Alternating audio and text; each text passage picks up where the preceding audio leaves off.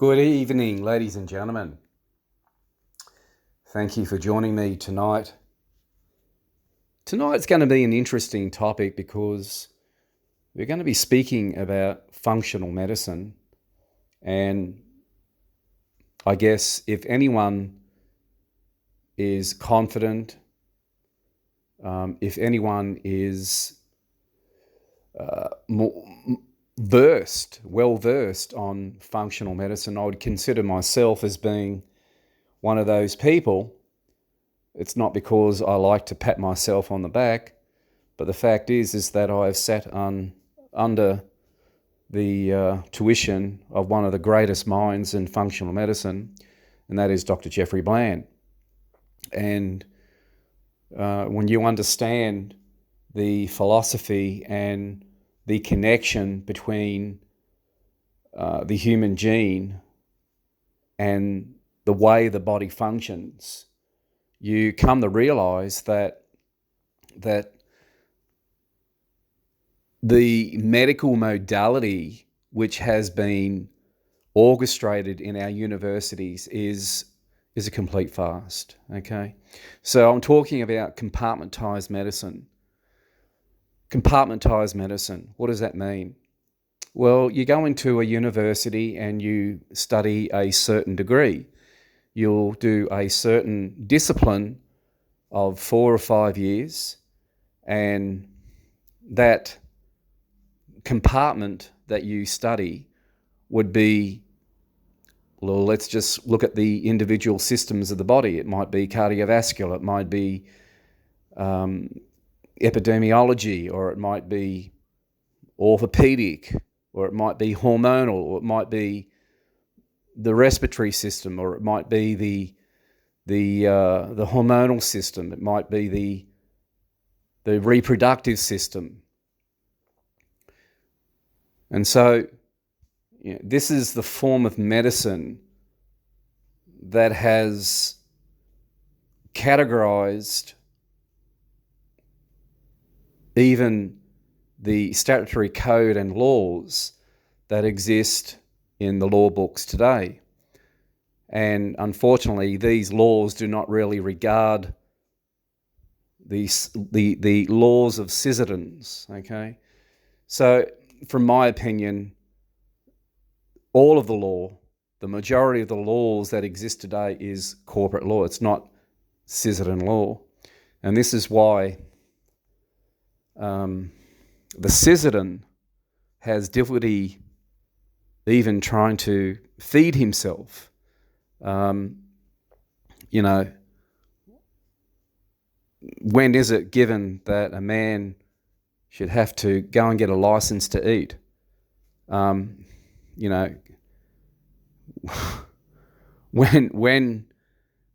could you trace the dates in history where man had to go and gain a license to go and go fishing?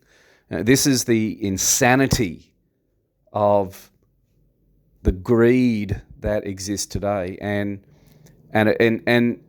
it's only when you hear my voice or a voice of discontent, a voice that challenges your persona or challenges your concept of humanity, will you truly understand the argument. So I don't want to diverse too much, but tonight's talk is about compartmentalized medicine and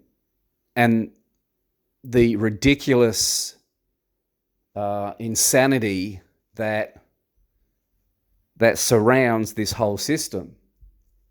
And as I said before, if anyone's qualified to be able to say the things that I'm saying, I think it would be a person of my caliber, experience, and years of study and years in practical research, in clinical research, clinical medicine, etc. And so what do we see? What do we see today? we see academic studies that are being undertaken for a period of 4 or 5 years. It depends on the category or the discipline that the student, the candidate, decides to undertake, which allows that student to graduate with a degree.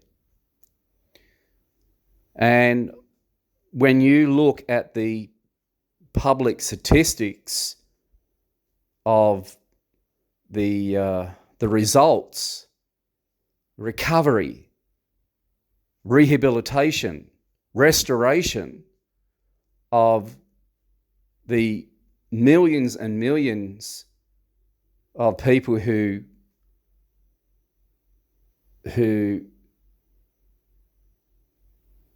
pay professionals a handsome sum of money to gain an answer to their health problem, you have to ask yourself the question is, why is it that those statistics show a very miserable, minimal, minute data that caters for the good of modern medicine, compartmentalized medicine? And look, I need to be frank with you and just say to you that I have studied many forms of medicine. I've studied medical science. I've studied some of the sciences, wellness sciences that I've studied is naturopathy, chiropractic, sports medicine, herbal medicine, aromatherapy, anatomy and physiology, biochemistry, nutritional biochemistry, orthomolecular medicine. Okay, so you need to also understand that I'm not only talking about general medicine here. Okay, so I've worked with some of the brightest surgeons and incredibly gifted people. And I'm privileged to say that, and I'm privileged to have been one of their disciples in regards to the discipline and the category of study that I've been privileged to learn. Saying that, I forgot to say and talk about wellness chiropractic, because that is what we're going to be studying tonight. What is wellness chiropractic? We understand there is a form of study, chiropractic and osteopathy, remedial massage, myofascial trigger point therapy, myofascial release. Okay, so we've got all of these names, we've got all of these digits, we've got all of this vocabulary out there, which is universal. All of this stuff that I'm saying to you is in the dictionary, and it all has a defining mechanism in providing a language to describe that. But the question is that does this definitive form and category of modalities provide the answer to those who suffer with illness? And me saying this is not in any way wanting to disparage those practitioners who are practicing compartmentalized medicine. I'm not targeting you. I'm not targeting that profession, but I'm just giving my philosophy and my understanding, and hopefully at the end of this discussion, maybe I should be able to inspire you with the same the same passion and the same inspiration and the intellectual components and the intellectual ability to better your practice, to better your clinical practice in medicine. In stating that, I need to also mention that I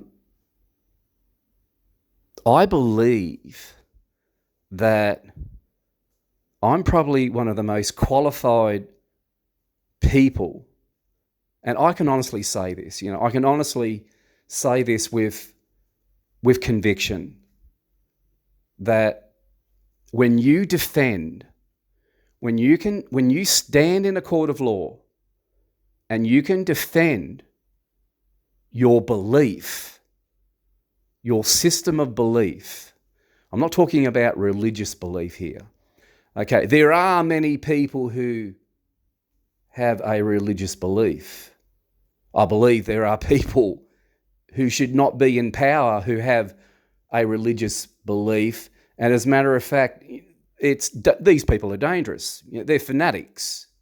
So we have people in power who are religious fanatics, spooks. But my argument and tonight's message is not about that, but we need to recognize that, and it's only until I was able to stand and defend what I believe in regards to wellness chiropractic, intelligent wellness.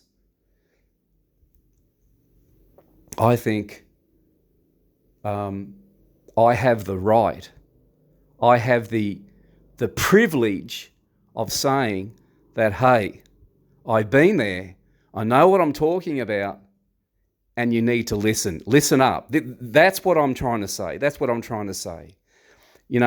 And Dr. Ben Carson, what an incredible surgeon, okay? He is one of the great surgeons and pioneers that I'm truly inspired by.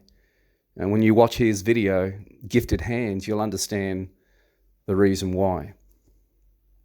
I can't really finish this conversation without saying that I'm a Seventh-day Adventist, and I'm privileged. I'm privileged to have been accompanied with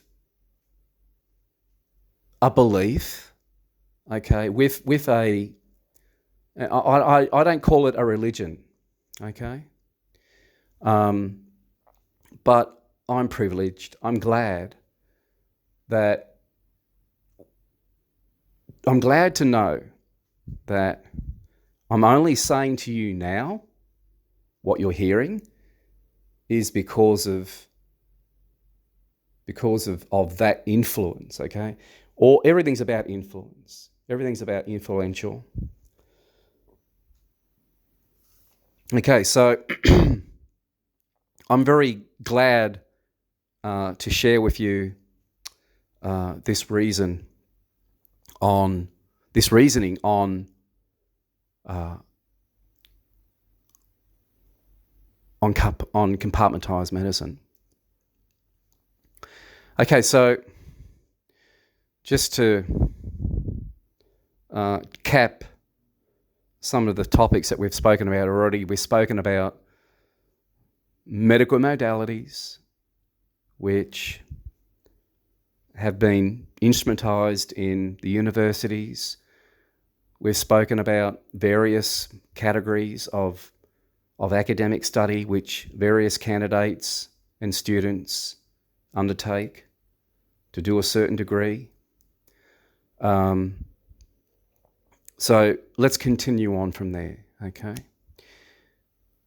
So how does wellness chiropractic, I want to come back to wellness chiropractic. What is it? Okay. See, that's an interesting point that you need to understand as well. Why did Dr. Jeffrey Hunter move from naturopathy, herbal medicine, remedial therapy, the understanding of internal deep detoxification cleansing, medical thermotherapy, hydrotherapy?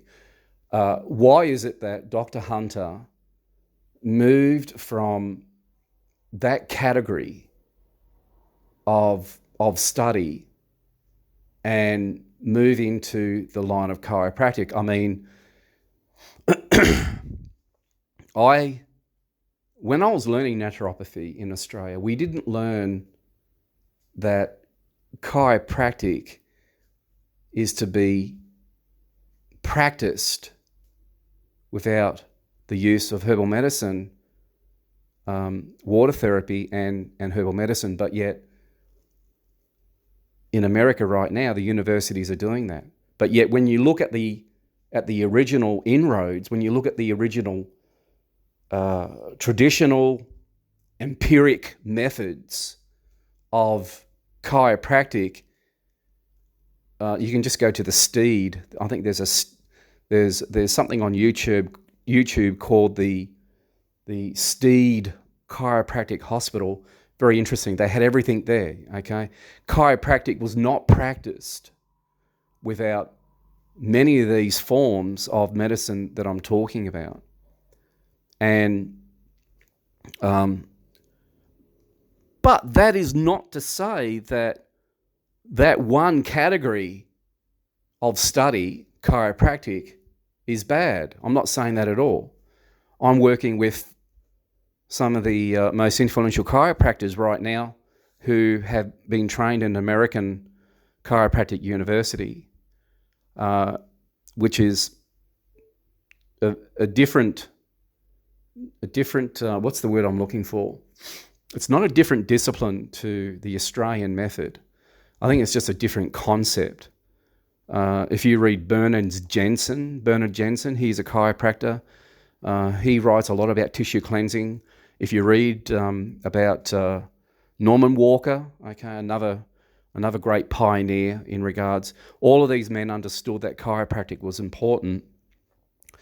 But anyway, I'm learning a lot from these gentlemen that I'm working with, and once again, I'm privileged to be amongst these men, and I'm learning a lot. You know, it doesn't matter how old you get, doesn't matter how young you are,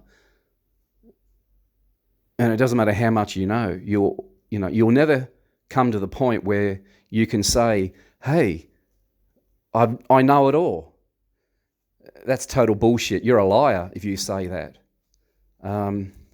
We've got to be humble. When you're humble, you learn. That's the only way. The only way that we learn is when we're humble. Is when you discipline yourself spiritually. And that's it. You cannot learn. You cannot be a student without spirituality. That's another good point. Okay. Many people out there, students out there, think that they can be a great doctor when they have zero spirituality. And when it's interesting when these people graduate, it's quite often that you find that these smart academic high grade graduates are virtually useless anyway in the field. Useless in the field of the type of discipline that they've chosen. Don't get me wrong when I say useless. No one's useless, but all you got to do is look at their track record. Okay, you look at the overall recovery rate of their patients. Yeah. Can I say this? Glory be to God. I have a 95% recovery rate of my patients. Yeah. Come Lord. I'm a Come Lord graduate. That means a very high distinction. So not only have I graduated with the distinction, which only a few students graduate with, but I graduated with humility. Yeah? Stay humble, folks. Be humble. Yeah? When you're humble, God can work through you. Okay? God can do miraculous things for you and through you, because that's all we are. Yeah. Doctors, listen to me. All we are is a channel that God wants to use to heal those who are in need. Okay? So our calling, our profession, our office is an extremely high calling. You have a high calling upon your life. All right. I'm sounding like a pastor now. I'm sounding like a priest. I don't want to be a priest. Yeah? Glory to God. All right. Well, all I want to do is talk about compartmentalized medicine, cardiovascular medicine. Question: can cardiovascular medicine be functional without epidemiology? Of course not. We know that the underlying layers of the skin, the subcutaneous tissues, have zero function without capillary and vascular content. That is the transport system that carries red blood cells, corpuscles, into and out of tissue cells. Okay? And so there's a transition of nutrition, a transition of energy, kinetic energy. There's a force there, okay? Force of exchange, osmotic, DNA, RNA, forces that are consistently going on. And so we must understand that this form, that this idea that cardiovascular medicine is exemplary to epidemiology is a bucket of hog shit. It's not real. It's not true. Okay? Each category gives innate intelligence to each discipline. I'll say that again. Each category gives innate intelligence to each discipline. That means that it's impossible to understand medical science unless it's studied altogether. Unless you understand the relationship of how the human gene and how it expresses. I'm talking about the connection and expression of human genes. It's only then that you realise the function of the DNA and the RNA progenitals. Chiropractors, progenitors. Okay, that's what you chiropractors are. You chiropractors are progenitors. Okay, I'm not talking about genital. No, I'm talking about progenitors. Okay, the progenitor, precursors.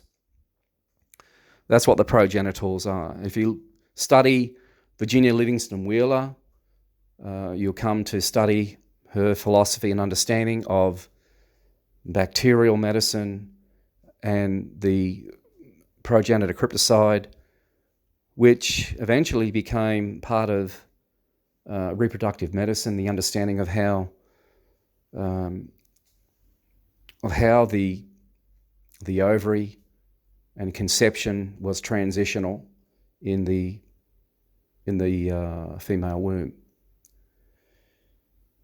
So Virginia Livingston Wheeler was a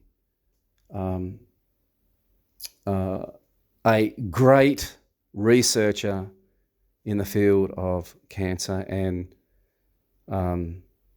you can study her.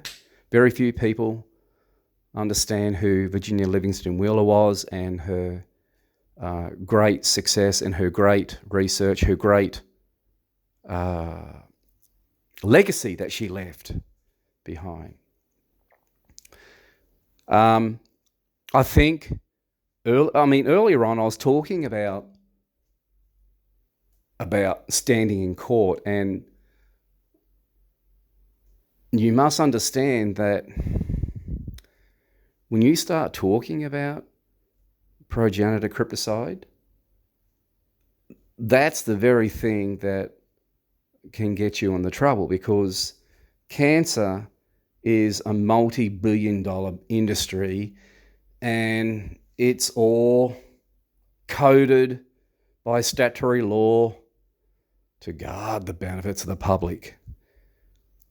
That's bullshit. It's greed of trade. That's what it is, okay? Cancer is greed of trade. And so, yeah,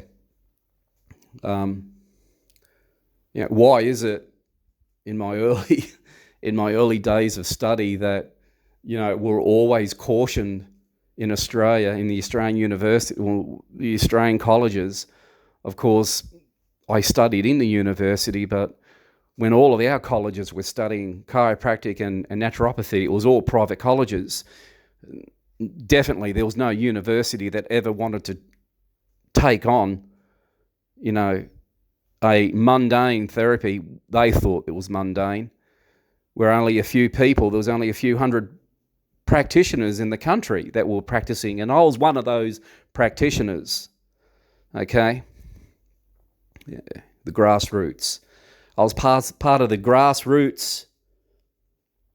I was part of the grandfather clause that was practicing medicine back in the early 1989.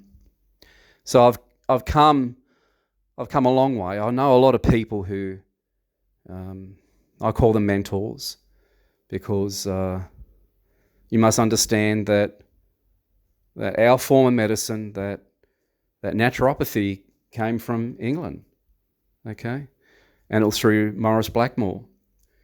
Blackmore's became a big major product, became a series of products that was generated. Once again, I don't believe that inorganic minerals and vitamins are the answer to disease, although I studied that. Okay, once again, it's only that form of study is only a fraction. It's only a part of the puzzle to understanding human health. Taking a vitamin, taking an individual compartmentalized vitamin doesn't change disease, because there's a whole host of other trace elements and other factors, cofactors, that are involved in nutritional supplementation, nutritional biochemistry, orthomolecular function. So,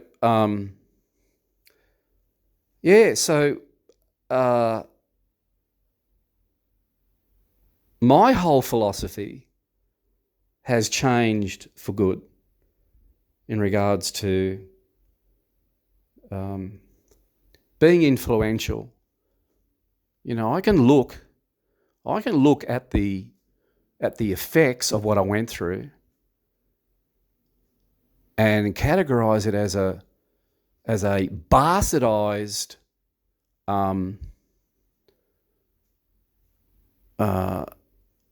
unnecessary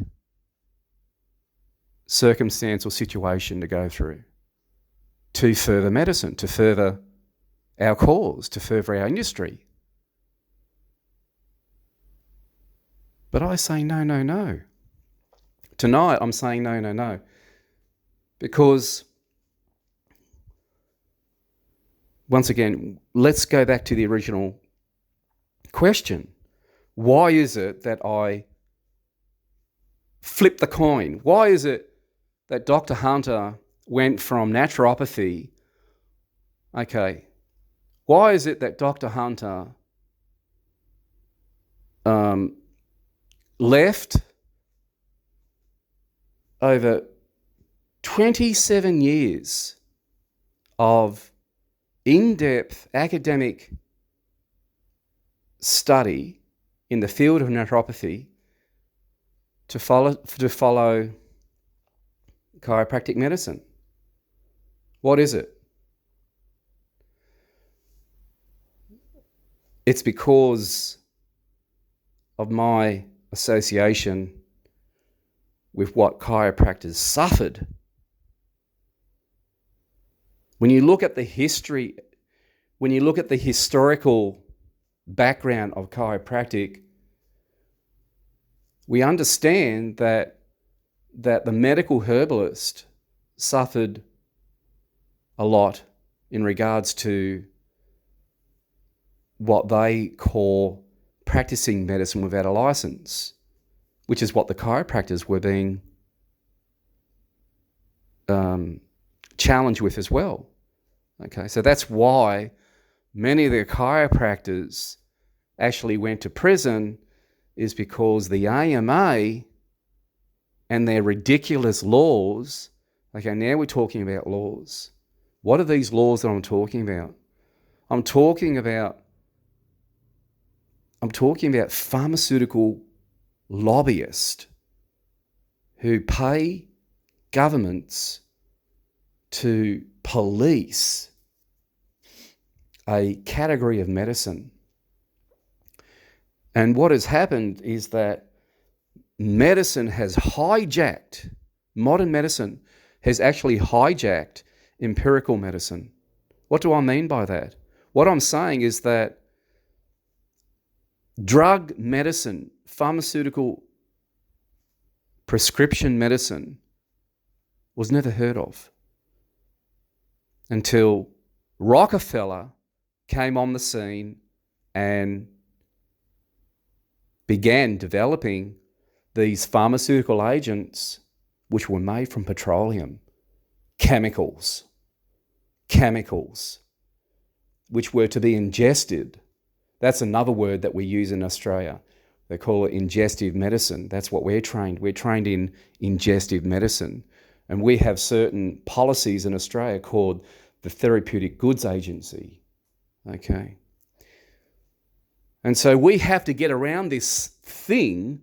We have to get around this machine which modern medicine has set up, has instituted in law, in a statutory code of laws to guard the benefits of the public, which is really greed of trade. Greed of trade. That's what we're talking about tonight. We're talking about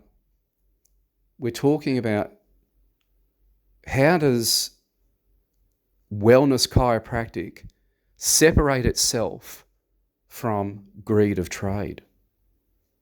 I mean, the whole philosophy in chiropractic schools today in America is surrounding this one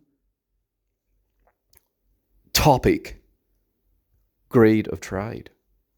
You know, how many fucking people can I treat in 10 minutes? Can I treat a quarter of a person, a half of a person, a whole person?